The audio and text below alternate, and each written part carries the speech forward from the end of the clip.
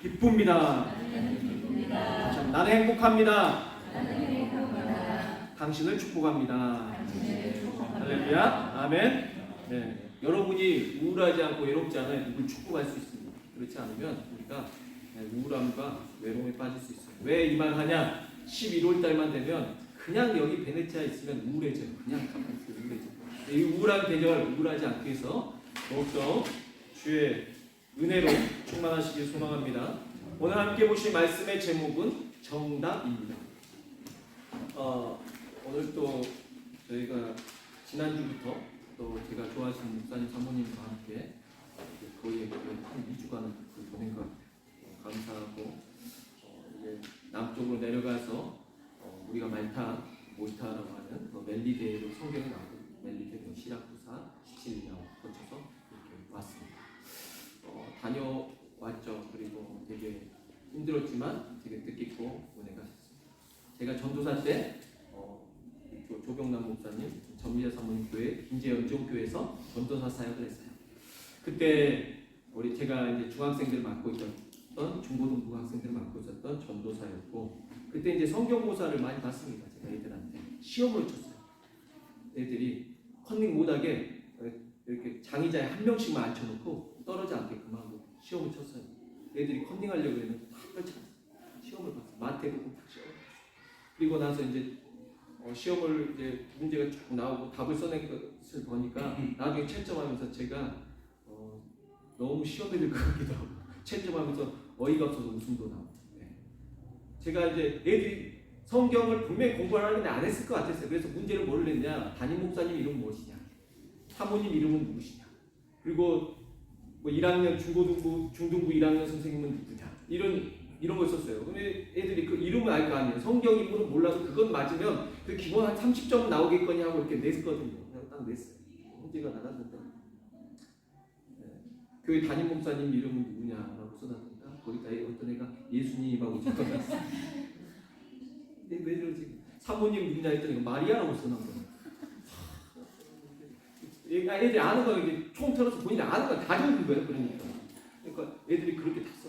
그리고 난 다음에 이제 문제를 이렇게 쭉 해가지고 주관식 문제를 뒤에다가 많이도 안 냈어요. 한 5문제 중에서 그래도 이제 알려줬거든요. 그리고 이 내용에 대해서 적어라라고 했더니 애들이 거기다 그렇게 써놨어요. 하나님은 아십니까? 그리고 하나님은 아십니까? 하나님은 알죠. 너는 모르니까 틀린 거죠. 하나님은 100점 그러잖아요. 우리가 이렇게 막 애들이 써요. 우리가 이렇게 시험을 보면 우리는 항상 정답을 맞춰야 됩니다. 그런데 그런 게 지나고 보니까 정답은 안 맞췄는데 되게 기억이 남아요. 오히려 그 친구들이 생각나고 지금 어디서 뭘 하고 있는지 생각이 나요. 우리가 생각할 때 사회 속에서는 정답을 되게 중요하게 여깁니다. 정확한 답이 있어요. 그걸 써야지만 맞아요. 그럼 과연 성경도 정답을 요구하는가?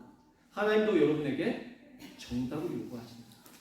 오늘 우리가 말씀 속에서 그걸 발견하고 우리가 삶 가운데서 정답이라고 말하는 것들이 오히려 사람들에게 상처를 주는 경우가 많습니다. 특히 크리스천들이 조심해야 될 것 중에 하나가 정답을 조심해야 합니다. 정답은 하나님의 말씀으로 우리가 정답이라고 생각하고 그 말씀을 가지고 사람들에게 말해주는데 정답은 정답이에요. 근데 그 정답이 사람들에게 상처를 주게 되는 경우가 많이 있습니다.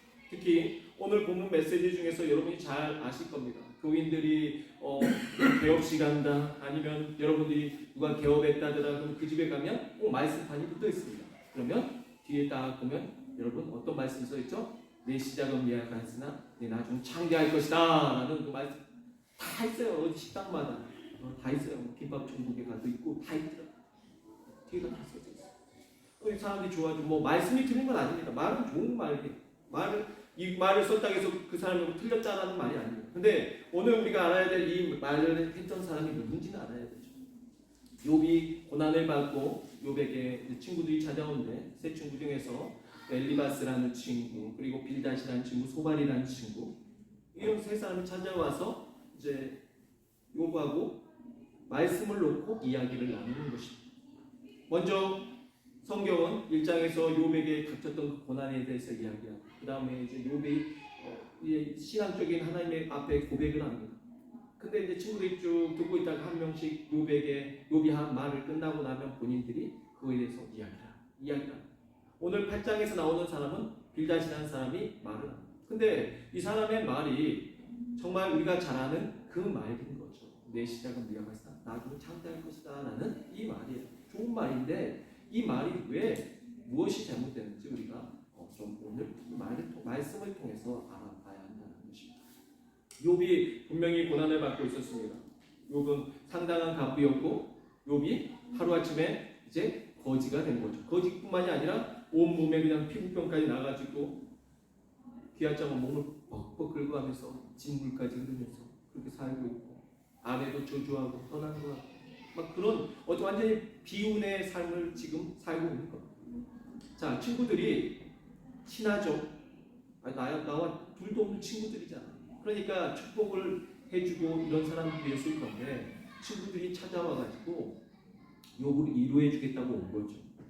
근데 말을 잘 들어보니까 이 위로가 아니라 욥에게 그동안 얼마나 이 사람들이 감정이 쌓여 있었던지 그걸 느낄 수가 있어요. 우리가 친구라고 말하지만 정말 감정을 숨기고 살고 있으면서 친구가 잘 살고 있는데 저 친구하고 친하게 되지만 그 친구를 부러워하거나 시기하는 경우가 많거든요. 오늘 이 말씀을 통해서 친구들이 사실은 정말 우리가 말하는 진정한 친구였는가라고 고민할 정도로 친구들이 욥에 대해서 어느 정도 시기심이 있었겠구나. 욥이 이렇게 되고 나니까 이제 한마디씩 하는 것입니다. 우리가 그걸 통해서 알 수 있는데요. 우리가 알아야 될 것은 뭐냐면 내가 좋아하는 말이 있고 하나님이 좋아하는 말이 있습니다. 하나님이 좋아하시는 말을 우리가 건네야겠죠. 그게 크리스천들이 해야 될 위로입니다. 그러니까 우리는 그냥 가서 우리 말을 하는 게 아니라 하나님의 말을 대언합니다.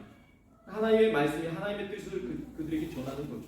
근데 내가 하고 싶은 말을 전하게 되는 경우가 많이 있습니다. 오늘 본문 통해서 알 수 있는 것은 뭐냐면 이 친구들이 본인들이 그동안 욥에게 하고 싶었던 말이 너무 많았던 거예요. 그러면서 이제 한마디씩 하는 겁니다. 2절 말씀 한번 볼까요? 내가 어느 때까지 이런 말을 하겠으며 어느 때까지 내 입의 말이 거센 바람과 같겠는가. 지금 위로하겠다고 온 친구가 욥의 말을 듣고 난 다음에 네 말이 거세다. 네 입의 말이 거센 바람과 같다 라고 말하면서 욥의 말을 지적하고 있습니다. 말이라도 속 시원하게 해야 그래야 욥도 마음이 편할 건데 욥의 말을 지적하고 있는 거죠. 그러면서 욥의 잘못을 지적하고 있습니다. 여러분 크리스천들 중에서 정말 실수하지 말아야 될 말이 또 무엇이냐면 그 다음 구절입니다. 하나님이 어찌 정의를 굳게 하시겠으며 전능하신 이가 어찌 공의를 굳게 하시겠는가. 이게 무슨 내용이죠? 잘 모르겠죠 여러분. 자, 하나님이 어찌 정의를 굳게 하시겠으며 전능하신 이가 어찌 공의를 굳게 하시겠는가. 하나님은 정의로우시다. 하나님은 실수가 없으시다. 하나님은 잘못이 없으시죠. 그러니까 누가 잘못이란 말이에요? 네가 잘못이야. 자, 네가 잘못했기 때문이겠지. 이러한 일이 너에게 발생한 것은 너에게 잘못이 있기 때문이겠지라고 말하는 것입니다. 우리가 조심해야 될 말 중에서 하나가 뭐냐면 이건 성경적인 어떤 그런 정죄인 거죠. 이러한 일이 너에게 발생했다는 것은 분명히 네가 잘못했기 때문이 아니겠어? 이런 말을 하는 것입니다. 그러니까 욥이 잘 살고 있을 때는 이런 말을 하지 않았어요. 욥이 자신들과 더 잘 살고 부자인데 왜 이런 말을 해요? 근데 욥이 지금 안 됐잖아요. 그래가지고 욥이 자기들과 지금 어려운 삶을 살고 있고 완전 망한 것 같으니까 저주받은 것 같으니까 그들이 말하는 게 뭡니까? 너에게 이러한 일이 일어난 것은 네가 잘못했기 때문 아니겠어? 라고 말하는 것입니다. 여러분 정말 잘못했을 수 있습니다. 그러나 잘못을 가지고 정죄를 하는 것은 안 됩니다.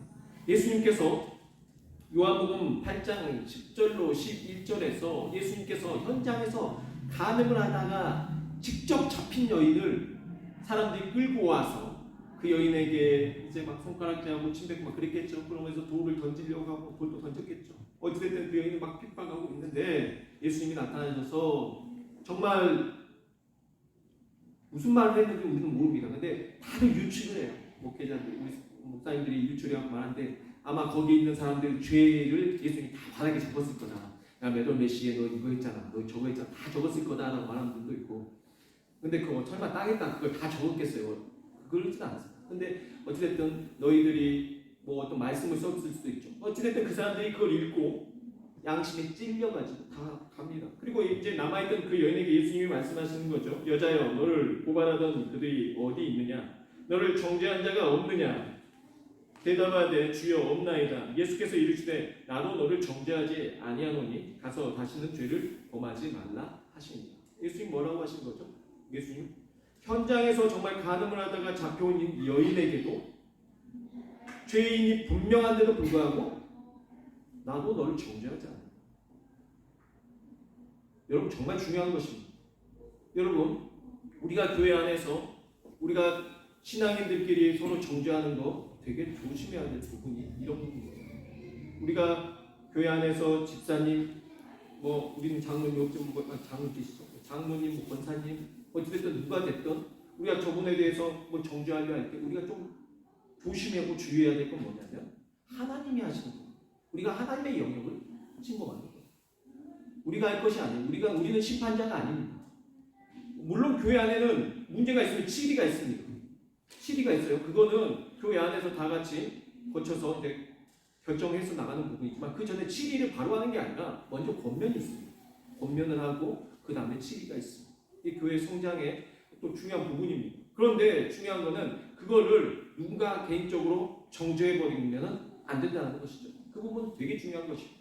그래서 지금 빌닷이 뭐라고 했냐면 네가 잘못했기 때문에 너에게 이러한 일이 생긴 거 아니야. 이거는 여러분 바른 게 아닙니다. 잘못된 거라는 것을 분명히 아셔야 됩니다. 그 다음에 여러분 더 상처 주는 말이 무엇인지 압니까? 나의 잘못을 지적하는 것보다 여러분 더 상처받는 게 뭐죠? 여러분 자녀들, 내 가족들 건드는 거예요. 말씀 보시죠. 4절. 네 자녀들이 주께 죄를 지었으므로 주께서 그들을 그 죄에 버려 두셨나니. 뭐라고 말합니까? 지금 요백에는 자녀들이 아들 7과 딸 3명이 있었습니다. 한 달 한시에 그들이 같이 있다가 건물이 무너져서 다 죽었어요. 자녀를 잃은 그 부모의 아픔이 얼마나 크겠습니까?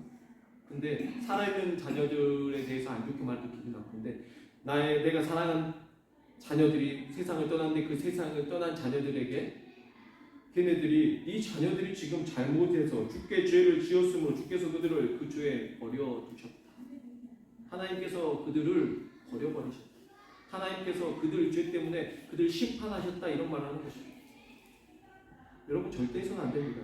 한국 교회가 정말 지적을 받았던 하나의 영화가 있었죠. 옛날 전도연 씨 나왔던 여러분도 잘 아시죠? 그 영화에서 보면 크리스천들이 그런 실수를 하기 때문에 그런 어떤 상처를 주죠. 여러분이 정말 우리가 이런 거 할 때 되게 주의해야 돼요. 특히 자녀들에 대해서도 그렇습니다. 더 기도해주고 또 권면해주고 위로해줘야지 아니면 차라리 우리가 침묵하는 게 낫습니다. 근데 오히려 이 자녀들을 죽은 자녀들마저도 이렇게 한다. 이건 정말 잘못된 거죠. 이 빌닷이라는 사람을 통해서 우리가 뭘 삼아야 돼요? 반면교사를 삼아야 됩니다. 이 사람이 우리에게 주는 교훈이 무엇인가? 우리는 이런 크리스천이 되지 말아야지. 나는 하나님의 말씀을 이를 가지고 이렇게 하지 말아야지. 지금 이 사람은 하나님의 말씀을 아는 토대 내에서 본인이 잘한다고 생각하고 본인이 아는 것으로 그에게 지금 말해주고 있는 것입니다. 근데 이게 권면이 아니죠.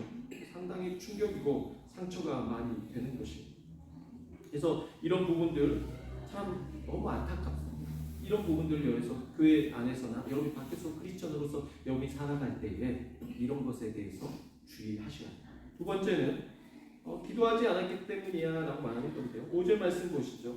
내가 만일 하나님을 찾으며 전능하신 이에게 간구하고 또 정결하고 정직하면 반드시 너를 돌보시고 내 의로운 초소를 평안하게 하실 것이라. 자, 무슨 말입니까? 5절 말씀만 보면 내가 만일 하나님을 찾으며 전능하신 이에게 간구하고 너가 기도하지 않았기 때문이야. 이러한 일이 생긴 것은 네가 기도하지 않았기 때문이야. 네가 기도만 했더라면 이러한 일이 생기지 않았어 라고 말하는 것입니다. 제가 전도사 생활 때 되게 안타까웠던 부분이 있어요. 시골 교회에서 김재현 교회 다른 교회에서 사역을 할 때인데 너무 안타까웠어요. 청년들이 너무 예뻐요. 도시에 사는 청년들이 주말에 내려와가지고 교회에서 봉사를 하는데 너무 예뻐. 너무 열심히 해. 아침부터 저녁까지 봉사하고 헌신을 하는데 정말 그 청년들이 너무나 예쁘. 그러면 교회에서 이 청년 참 대단하다, 예쁘다 해요. 근데 제가 한 번도 본 적이 없는 청년들이 서울에서 있다가 내려왔는데 그 청년이 뭐 교사 임용고시 합격이 있다. 어떤 사람은 공무원 합격이 있다. 제가 알거든요. 그 친구들 서울에 있는 동안에 교육을 잘 안 다니고 공부했던 거 알고 있어요. 학교에서 오니까 뭐라고 그러는지 아세요? 교회 권사님 장로님들이 이 친구가 기도 열심히 하고 신앙생활 열심히 하더니 역시 하나님이 복 주셨다. 그 옆에 있던 친구들은 그 교회에 나오면서 아직 합격을 못하고 있고 시험 못 낙방하고 있는 친구들 얼마나 상처를 받는지. 여러분 기도해서 그렇게 됐을까요? 기도 안 해서 그 사람들은 그렇게 된 거예요? 그래서 그런 기준으로 삼아버리면 안 된다는 거죠. 기도가 여러분 우상이 될 수 있습니다. 기도하지 말라는 게 아니에요. 기독교는 당연히 여러분 기도해야 됩니다. 그러나 여러분 기도를 할 때 기도하기 전에 여러분이 어떠한 기도를 해야 되는지 여러분이 무슨 기도를 하고 있는지 분명히 알아야 됩니다. 하나님의 뜻대로 기도하고 있는지 아니면 여러분의 정욕대로 구하고 있는지 여러분 잘 알아야 됩니다. 그래가지고 뭐 이제 본인들의 경험인 거죠. 어떤 분이 자녀가 이제 기도해줬더니 시험에 낙방했어요. 근데 가서 이제 위로해준 차원에서 좀 나이 드신 분이 가서 말씀을 하셨어요. 내가 금식 일주일하고 기도하고 내 자식 작년에 그 합격했잖아. 알지 자기도 알지. 그 무슨 말이에요? 당신 자녀는 기도 안에 떨어졌다는 거. 그 금식하라는 거잖아요. 내가 40일 특별 새벽 기도했더니 내 자식 합격했잖아. 좋은 말이에요. 그거는 본인만 갖고 있고 하나님 앞에 감사하면 그 마음을 하나님 앞에 해야죠. 그걸 가서 그 사람에게 말해보면 그 사람은 뭔가 돼요? 정죄가 돼요. 기도 안 해서 여러분 그렇게 되는 거 아닙니다. 여러분 하나님이 여러분 사랑하시고 예수님께서도 여러분 얼마나 축복하시는지 몰라요. 근데 여러분 그런 것에 대해서 죄의식과 여러분 열등의식에 빠져버리게 된다는 거고, 그리고 여러분 꼭 말씀에서 우리가 어린아이만 식독시키면 그 아이만 목에 연자맷돌 쥐고 물속에 빠뜨리는 겁니까? 아니요. 어른들도 식독하면 어린아이 같이 그렇게 아주 한없이 물로 가라앉을 수 있습니다. 그렇기 때문에 여러분 정말 여러분 기도를 가지고 정죄하지 마십시오. 큰 상처예요. 기도를 가지고. 근데 우리가 크리스천들이 기도 정말 해줘. 이건 중요해요. 내가 자기를 위해서 기도하고 있어. 이건 되게 중요해요. 내가 당신을 기도하고 있어. 근데 당신이 기도 안 해서 이렇게 됐습니다. 아닙니다, 여러분. 내가 당신을 위해서 기도하고 있어. 내가 더 열심히 기도할게. 많이 할 말이 없으면 가서 그런 분들 딱 만나면 그러세요. 많이 위로해서 그러면은 가서 그 말해서 내가 더 열심히 기도했었는데 내가 앞으로 더 기도 열심히 할게. 청년들을 만나더라도 내가 더 자기를 더 기도할게. 하나님 당신 자기 사랑해. 이렇게 차라리 청년들에게 이런 위로가 필요합니다. 여러분, 그래서 여러분이 아셔야 될 두 번째, 크리스천들이 기도로 이 빌다처럼 기도 안 했기 때문에 너에게 이런 일이 발생하는 거야. 네가 더 기도해. 이렇게 말하지 않으시기 바랍니다. 세 번째, 정직하지 않기 때문이야. 너에게 이런 일이 발생한 것은 네가 정직하지 않기 때문이다. 6절 말씀 보죠. 내가 정결하고 정직했다면 하나님께서 너를 돌보시고 내 의로운 처소를 평안하게 하셨을 것인데 라는 내용입니다. 뭐예요? 욥이 정직하지 않아서 이런 일이 발생했다. 그래서 하나님께서 이렇게 하셨다. 여러분 정직으로 여러분 말할 때는 뭘로 그걸 가지고 그 사람을 정죄하냐면 성경 말씀입니다. 여러분 하나님 말씀 중요합니다. 많이 읽으셔야 돼요. 많이 아셔야 돼요. 그러니까 많이 아는 것보다 더 중요한 것은 그 말씀을 잘 사용하는 것입니다. 성경은 이렇게 말합니다. 잠언 25장 11절에서 경우에 합당한 말은 아로새긴 은쟁반의 금사관이야. 무슨 말입니까? 말이 어떻게 사용하냐에 따라서 은쟁반 위에 금사가가 될 수도 있고, 경우에 합당하지 않은 말을 했을 때는 질그릇 위에 썩은 사과가 될 수도 있겠죠. 그러니까 아무리 하나님의 말씀이라고 할지라도 그 말씀 가져다가 어떻게 여러분 사용해야, 어떤 상황에서 어떻게 사용해야 되는지가 정말 중요하다는 것입니다. 그래서 우리에게 무엇이 필요합니까? 지혜가 필요합니다. 그래서 여러분이 뭘 붙들고 기도해야 됩니까? 주님의 지혜를 우리에게 구해야 될 줄 믿습니다.